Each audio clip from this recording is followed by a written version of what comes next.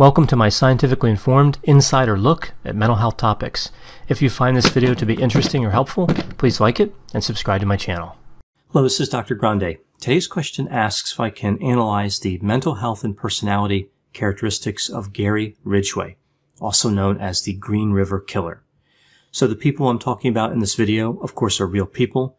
So just a reminder, I'm not diagnosing anybody, only speculating about what could be happening in a situation like this. Now, Gary Ridgway was one of the most prolific serial killers in United States history.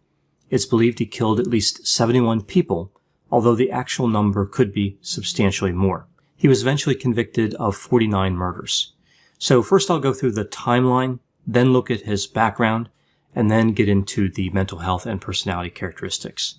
So this case starts on July 15, 1982. The body of 16-year-old Wendy Lee Cofield was found in the Green River in King County, Washington. From August 13th to August 15th, 4 more bodies of young women were found around the Green River. All the victims were believed to be prostitutes. The unknown perpetrator was referred to as the Green River Killer. On August 16th, the Green River Task Force was formed to try to apprehend the killer. Now, the police made no progress until April 30, 1983. This is the first time the police became aware of Gary Ridgway. The boyfriend of a missing woman, Marie Malver, watched her get into a dark-colored pickup truck as she was soliciting on the street. He noticed that the driver of the truck and Marie seemed to be in an argument. He followed the pickup but then lost it at a traffic light. The boyfriend never saw Marie again. Less than a week after that incident, the boyfriend was with Marie's father and brother, and they spotted the same truck near where the boyfriend had lost contact with it before. They followed the truck until they arrived at a house, and then they called the police. The police arrived and spoke with the owner of the house, Gary Ridgway. Ridgway denied ever having seen Marie Malver, and satisfied with this, the police left and never followed up. Unfortunately, the boyfriend's description of the vehicle and the driver was not very detailed.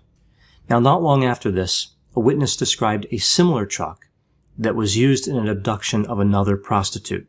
The witness called the police, but his information and the prior incident with the truck were never connected by the police. Now, to put a little context around this, at this time, the police had another suspect. He was a taxi driver. He knew 5 of the victims, so they were fairly confident they actually had the right person. Now, eventually, of course, they couldn't make a case against this taxi driver, and instead they arrested him for unpaid parking tickets. The police actually had contact with Ridgway several times. The police reported that Ridgway was generally cooperative. He admitted to soliciting and assaulting prostitutes, which actually made him seem more believable to them. He admitted he had contact with one of the victims, and eventually he passed a polygraph. Now, this gets into kind of the pseudoscientific nonsense around polygraph machines. The police really believed that these machines were reliable and valid.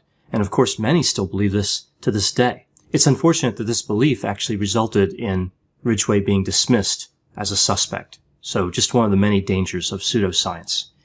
Now we move to November 20, 1983. The victim count has increased to 11, and the police believe that all the people were killed by the same individual. So they're making progress in terms of how they conceptualize this killer.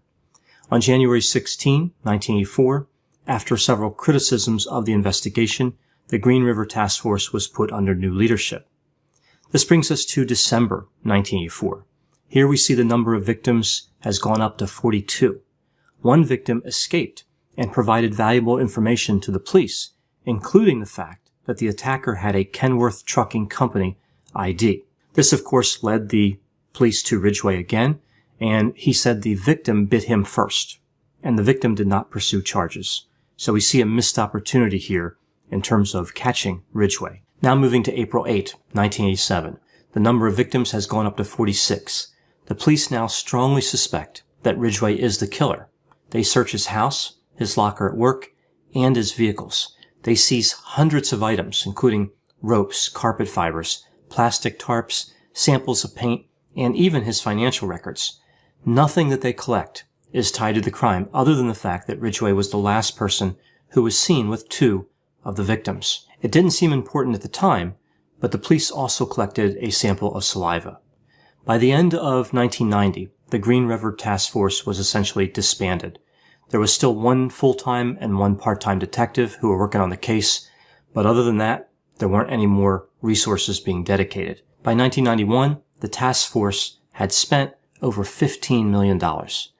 Now we move to March of 2001. The Washington State Crime Lab starts using a new method of DNA testing. By September, DNA matched the crime scenes was connected to the DNA in that saliva collected from Gary Ridgway. Now we move to November 16, 2001. Ridgway is arrested for attempting to pick up an undercover officer who was posing as a prostitute. He was released. November 30, 2001. Ridgway is arrested and charged with 4 counts of aggravated murder in the first degree. The DNA evidence links him to 3 of those 4 victims. On March 27, 2003, we see that Ridgway is charged with 3 additional counts of murder. So there are 42 cases that remain uncharged, as there was little or no evidence connecting Ridgway to those crimes. This fact was an important motivator for what happened next. We move to June 13, 2003. The King County prosecutor enters into a plea agreement with Gary Ridgway. The prosecution will not seek the death penalty, but Ridgway will be sentenced to life in prison without the possibility of parole, and he will not be allowed to appeal his convictions. Ridgway would plead guilty to all the murders he committed. He would be truthful and provide information about all his crimes, including the locations of all undiscovered remains of victims.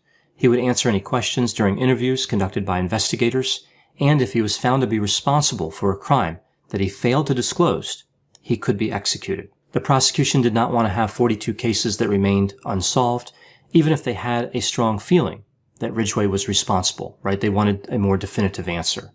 It was their belief that the families of the victims would like to see Ridgway held accountable for all of the murders he committed, not just a few where there was sufficient evidence to charge him.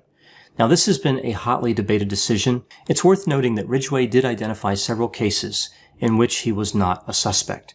So the family members of those victims did get some sort of closure, and they never would have had that without the plea agreement. November 5, 2003, Ridgway, who was 54 at the time, pleads guilty to 48 counts of first-degree murder.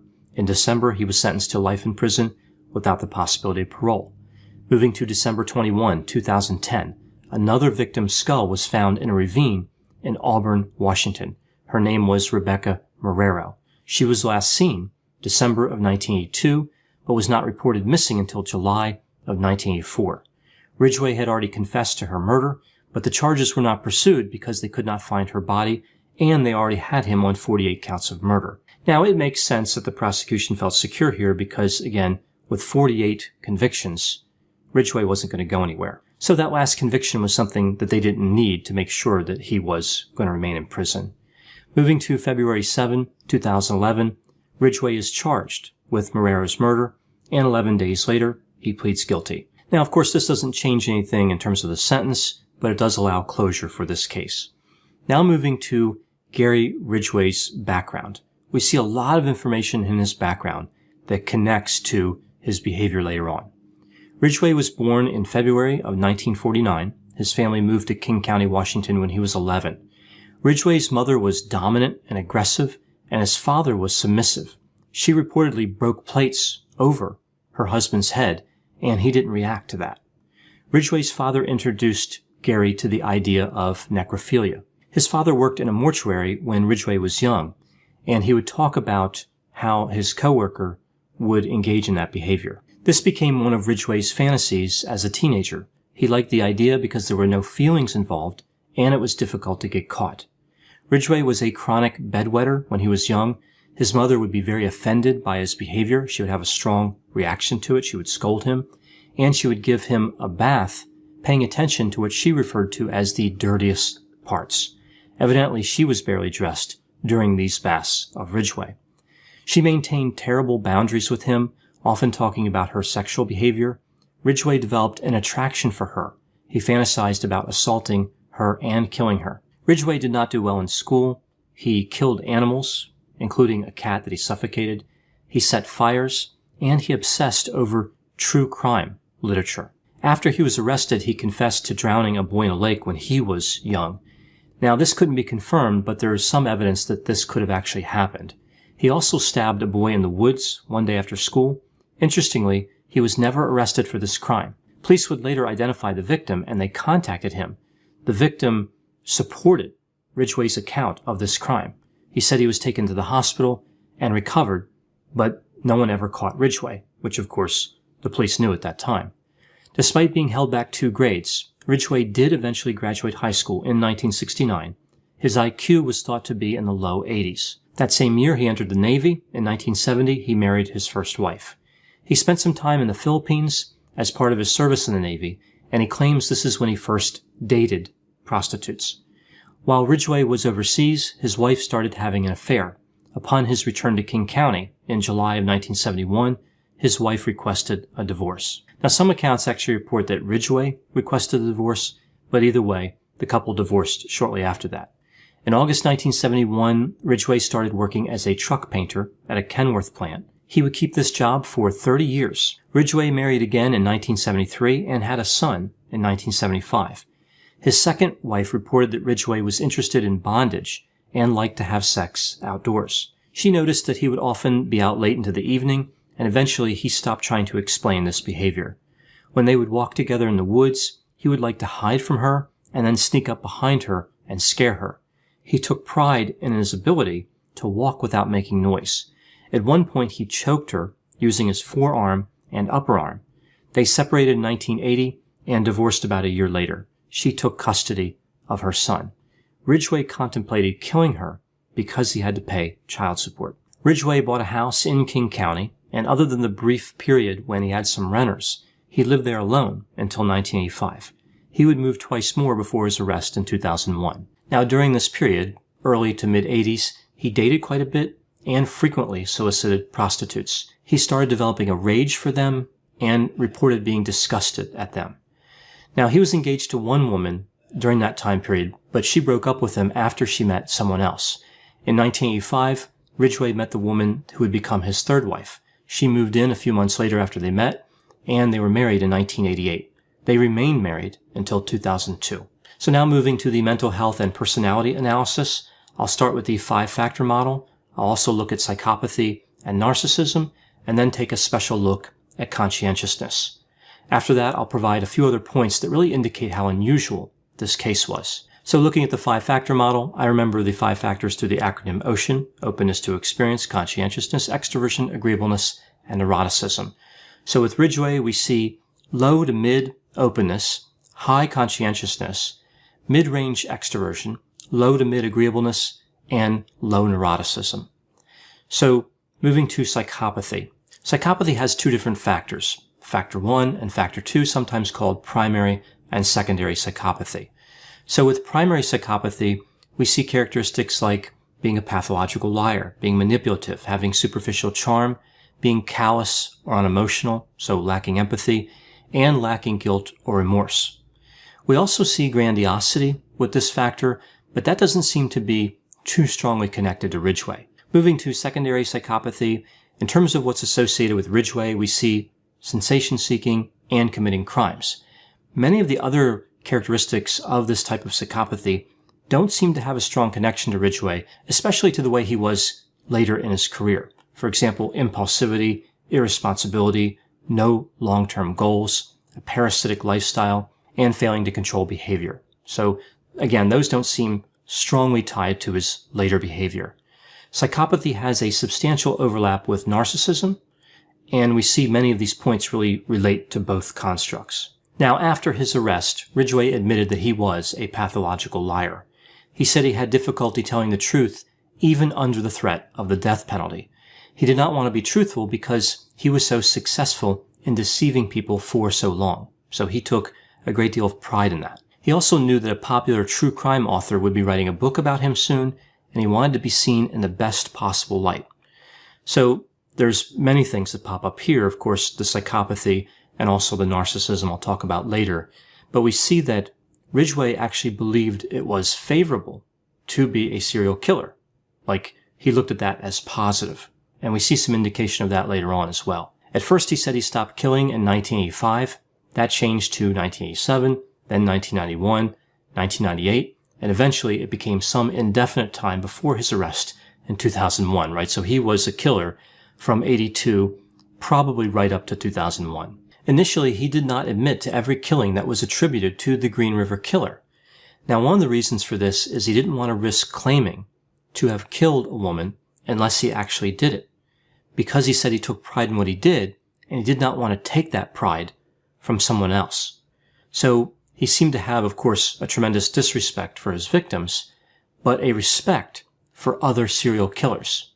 He viewed himself as among a very elevated and important group. Ridgway had an excellent memory of most things that happened in his life, but a poor memory of the women that he killed. He said that they didn't mean anything to him. Once they were killed, he didn't keep their memory. He just knew where he left the bodies. So the locations of the bodies, those were important to him. But who the victims were, that had no meaning to him at all. And of course, this is connected with psychopathy. Ridgway demonstrated a superficial charm. Right? He used a lot of different strategies based on this to attract victims. So when he was trying to attract a victim, he would offer to lend them a vehicle, offer to find them a job, give them food. He would show them a picture of his son. He would try to become a regular customer so that they would trust him, and he would offer them more money. He noted that it didn't matter how much money he offered. He was never going to lose anything because, of course, before he paid, he was going to kill them.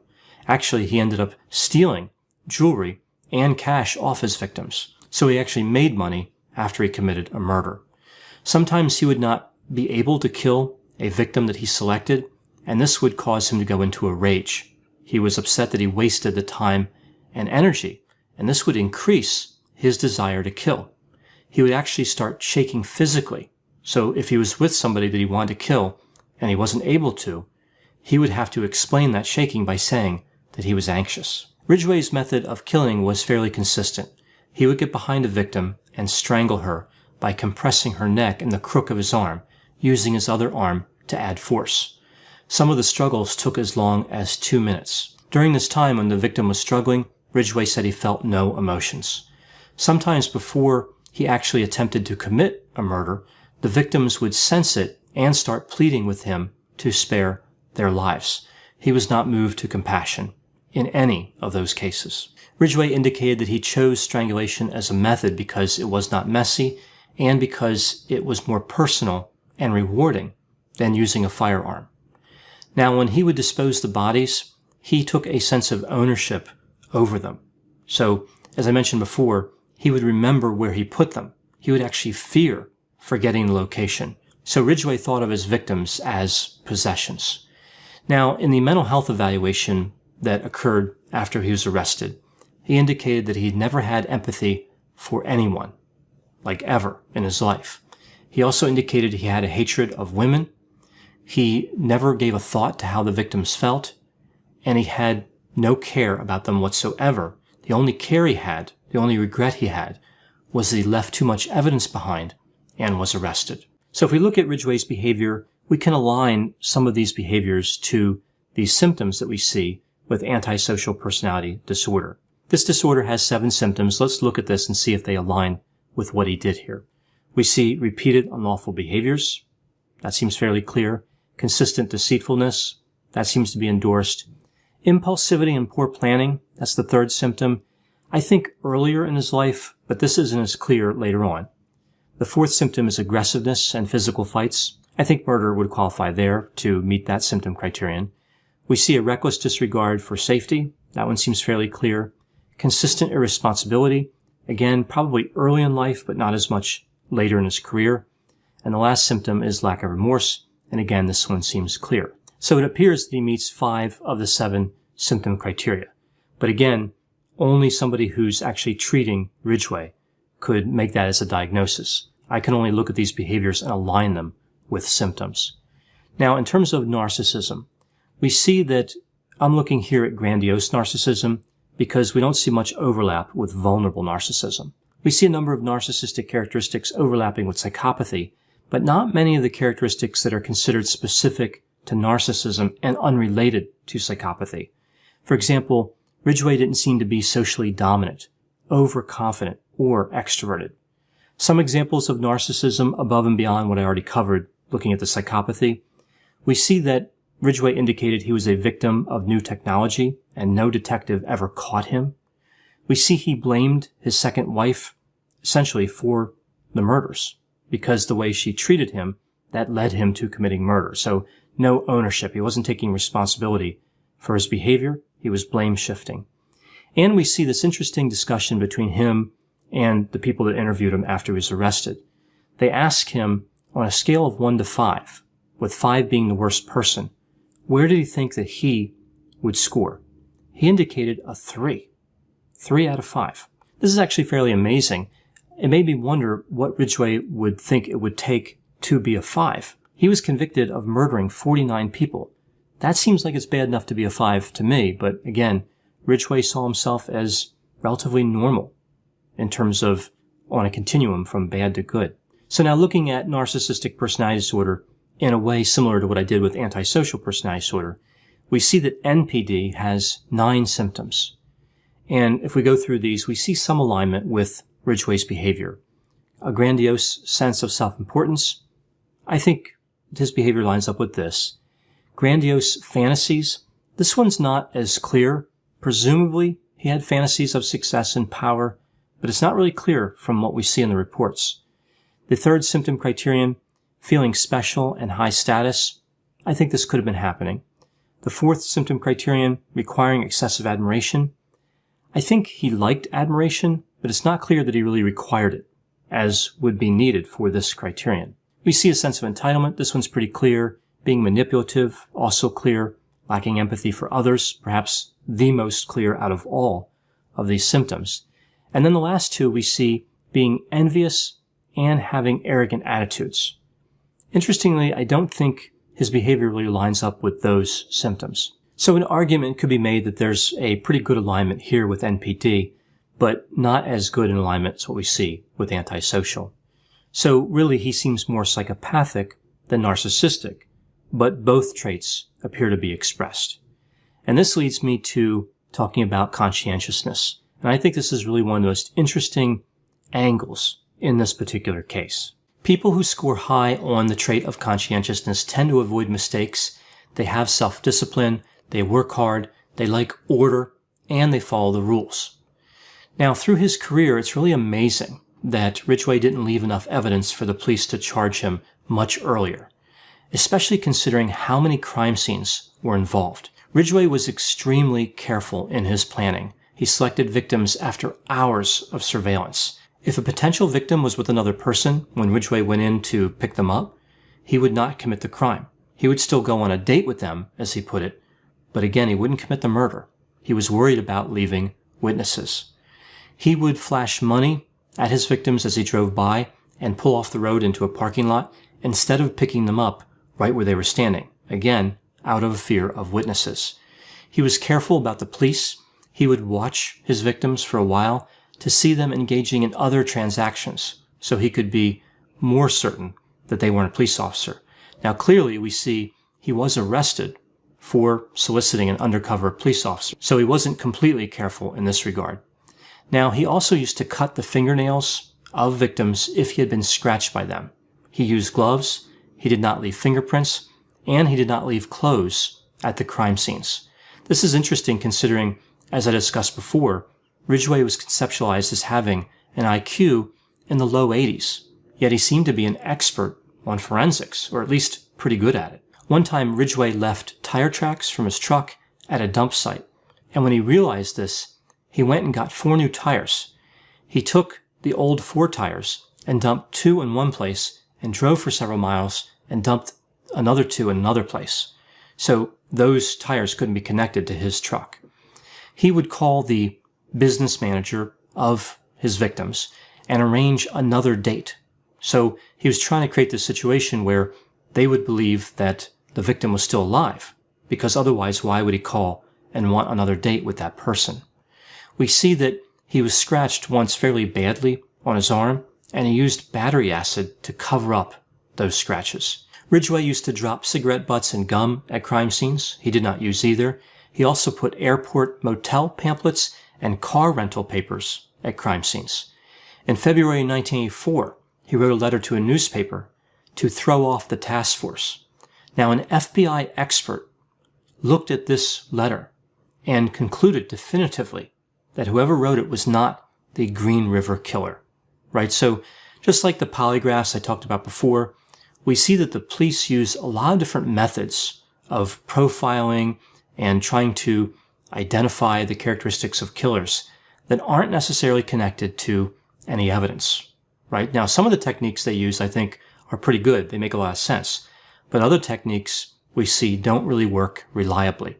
For example, from this letter that Ridgway sent to the paper, it would be very difficult to definitively say that the person was or was not the person who committed the crimes, right? That's stretching way beyond the capabilities of that type of profiling. So once again, we see a commitment to pseudoscience seems to lead to trouble here in terms of apprehending Ridgway. Now, obviously, Ridgway broke the rules of society, which is inconsistent with conscientiousness, but he seemed to follow his own set of rules, and he adhered to them really fairly closely, which of course helped him avoid arrest. Now, even though he has that exception, on all of the other aspects of conscientiousness, Ridgway scores fairly high. Conscientiousness is what made Ridgway so dangerous. Typical serial killers are low in conscientiousness. The impulsivity leads them to make a number of mistakes. They can't resist the urge to kill. They don't like waiting. Ridgway was careful. He understood the consequences of being caught and worked meticulously to avoid apprehension. Now, another aspect that really aligns with conscientiousness, we see Ridgway worked as a truck painter and taper for 30 years. And this is a job that requires a high level of attention to detail. So again, kind of supporting the idea that he was high in conscientiousness. So really with Ridgway, we see a perfect storm of traits. The factor 1 psychopathy with limited factor 2 psychopathy. So not impulsive and irresponsible, but he was still callous, he lacked empathy, and he was manipulative. With narcissism, we see he was narcissistic, but not in an obvious way that would attract attention. For example, he didn't attract the attention of the police when they interviewed him. He did not appear arrogant, he cooperated with them, he did not deny what they already knew, and he did not ask for an attorney. Ridgway's conscientiousness not only amplified the destructive potential of his psychopathy, it also helped him to hide from the police. He did not look like a typical suspect. He had a steady job for 30 years. He actually won awards from his employer for perfect attendance. He had a steady girlfriend or wife through the time period when he was an active killer, and many people believed him to be normal. He was not paranoid, and he did not have a significant substance use problem. Now, early in his criminal career, he was impulsive, but the police failed to catch him. Then he grew more conscientious and more sophisticated with his tactics. Those missed opportunities turned out to be very costly. The fact that he wasn't caught or prosecuted for those early offenses was used to dismiss him as a suspect later on. So that takes care of conscientiousness. But there were some other factors that may explain his behavior. We see Ridgway had a poor relationship with his mother. This is fairly common with serial killers. He was exposed to a number of destructive ideas when he was young. His first wife had an affair, and I think this really left an impression on him. It contributed to his hatred of women.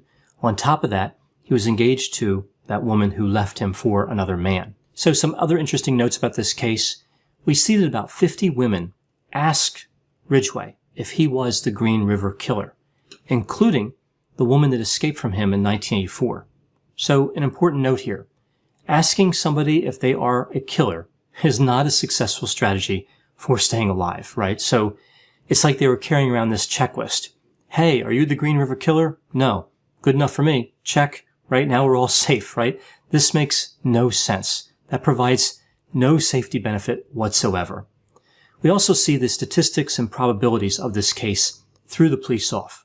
Ridgway killed so many people that it was like an information overload from the point of view of the police. The task force responded to 30,000 tips. They started to see connections in this case that they would not normally see in other similar murder investigations that involved fewer victims. For example, that taxi driver that they focused on for so long, which turned out to be a costly mistake, he knew 5 of the victims. That was unlikely to occur randomly, but considering how many victims there were, it's really not a smoking gun. They should have been considering other suspects seriously at that same time. They also failed to connect the two reports about the pickup truck. They just couldn't handle the quantity of information. My last thought is really about the enormity of this particular case. This is really unlike any other case I've looked into. The prosecution's summary of evidence, which is just one of the many documents I read preparing for this, was 138 pages, and that was just the tip of the iceberg compared to the total amount of information generated in this case. Gary Ridgway's defense team was given 400,000 pages of documents, 15,000 photographs, 500 audio tapes, and 170 videotapes. So to sum all of this up, Ridgway is considered the second most prolific serial killer in United States history. He's behind Samuel Little. He had what one could argue was the worst possible combination of personality traits and environmental stressors. These traits and stressors combined and enabled him to kill without remorse, to get away with it, and left him with an insatiable desire to continue killing. I know whenever I talk about topics like serial killers, there will be a variety of opinions.